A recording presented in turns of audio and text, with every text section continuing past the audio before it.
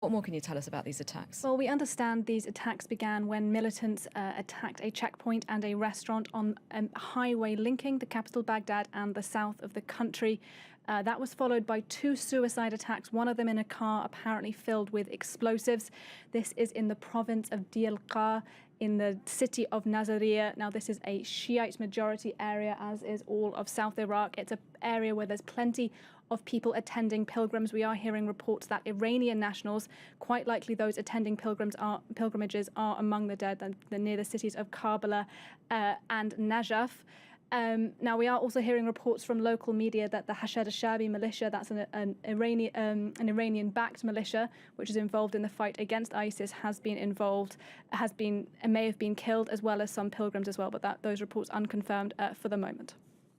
Why this kind of violence by the Islamic State group now? Well, the Islamic State is hemorrhaging territory, both in Syria and in Iraq. And there are real questions as to how long the Islamic State so-called caliphate can continue to exist. They've lost their Iraqi capital, Mosul. They've lost Tal Afar. They're likely to lose Hawija. That's the next big battle coming up in Iraq.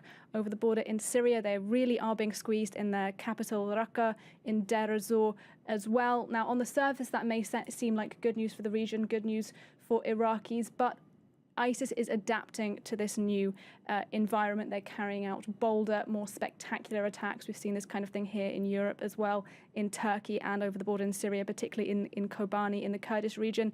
So rather than trying to control territory, it's likely that ISIS are going to revert to what we used to see when we used to call them Al-Qaeda in Iraq back during the US occupation. That's a much more insurgent-style tactics, more focused on suicide attacks rather than physically holding territory. So we may well see more tactics like this as they continue to lose ground. All right, thank you very much for your analysis, Nadia.